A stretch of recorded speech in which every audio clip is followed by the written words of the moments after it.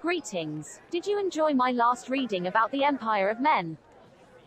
Thank you. Today I will be talking about the Ice Queen of Kislev, Tzarina Katarin Bokha, the current ruler of the Kingdom of Kislev and is known as one of the most powerful ice witches to have ever lived.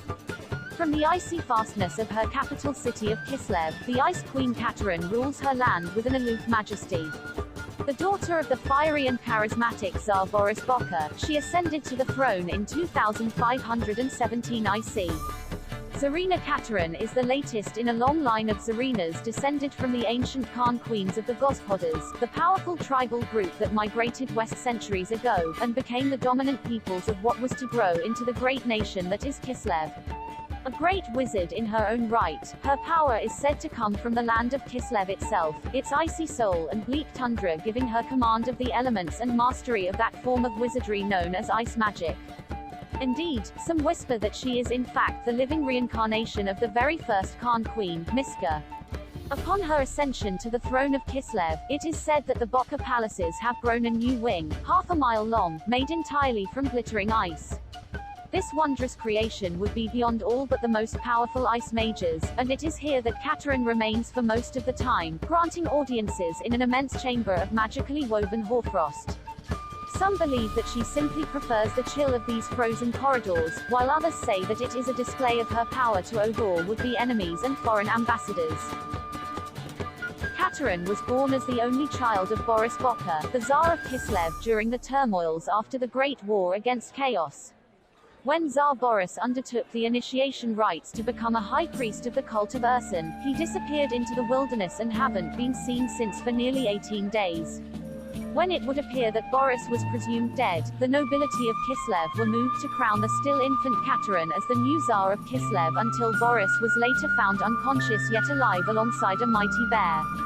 With the weight of rulership thrown off her shoulders, the future Tzarina grew to become a powerful ice witch, some saying she is the reincarnation of Khan Queen Miska, the first ruler of the Gospodar and the greatest of the ice witches. Tzarina Katarin was crowned in the imperial year of 2517 IC, when Boris met his end in battle whilst leading a polk north of the Linsk into Troll country. At an unnamed river crossing, the Tsar charged deep into the Kurgan army of Hetzer Fadaj but was soon surrounded and cut off from the rest of his army. He and his bear Erskine fought with all the might and fury of the bear god, but even Red Boris could not triumph against such odds. Erskine was able to fight his way clear of the Kurgans and carry the Tsar back to the rest of the army, but it was already too late. The Tsar had taken a score of wounds, each enough to be mortal. Only when the battle was won did the Tsar slide from the back of Erskine and die. His faithful mount roared in mourning for a full night before vanishing into the bleak Northlands, and legend has it that to this day Erskine continues to hunt down the creatures of chaos that slew his master. With the death of Tsar Boris, the now fully grown Katarin became the Tzarina of Kislev, the latest in a long line of rulers descended from the ancient Khan queens of the Gospodas. She rules with a cold majesty, beloved by her subjects and feared by her enemies. Where Tsar Bokha the Red preferred to lead his army from the front and was renowned for his courage and leadership, Tzarina Katarin, in keeping with her icy powers, is aloof and remote, preferring to work through agents and generals. Only under the direst circumstances does the Tzarina join her armies, known in Kislev as punks. Such was the time when her realm was invaded by the vast army of Archaon the Everchosen. The supreme champion of the four Chaos gods, had gathered a mighty host of Chaos worshippers and united many tribes of marauders and began sweeping south from the Chaos wastes with the ultimate goal of crushing the Sigmarite Empire. Kislev was the first nation of men to feel the wrath of the storm of chaos, leading to its devastation. Tzarina Katarin, not wanting her lands to get corrupted further, personally led the Kislevite forces, lending her mastery of ice magic to the struggle against the forces of chaos. Her power over the elements was so complete that it became clear proof that the blood of the Khan queens flows in her veins. But the might of Tzarina Katarin, also believed by the masses as the beginning of the end, a prophesied time when chaos will once again pour unto this world in malice greater than any before. Indeed, even after Archaon defeat, the marauding tribes of Kurgans and Kayazak, pushing south is still in ever-increasing numbers, united behind the banners of their Tsars and Hetzers.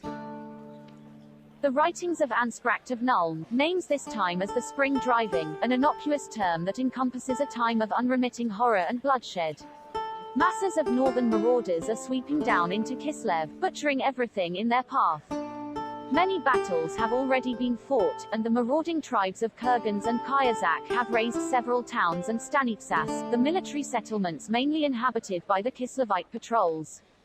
Tzarina Katarin herself is now more than ever, is frequently seen riding to battle accompanied by the Griffin Legion, the most elite and famous regiment of Kislevite winged lancers. On those rare occasions when she leads her army in battle, the devotion lavished upon her is beyond that which might be expected of such a remote and cold ruler. Yet, as more and more marauders drive south, it is certain that the days of blood are not yet over. Thank you. That concludes this time reading. Be sure to check Total War Warhammer 3 when it's out, as Tzarina Katarin is featured heavily on the promotional trailers. Bye.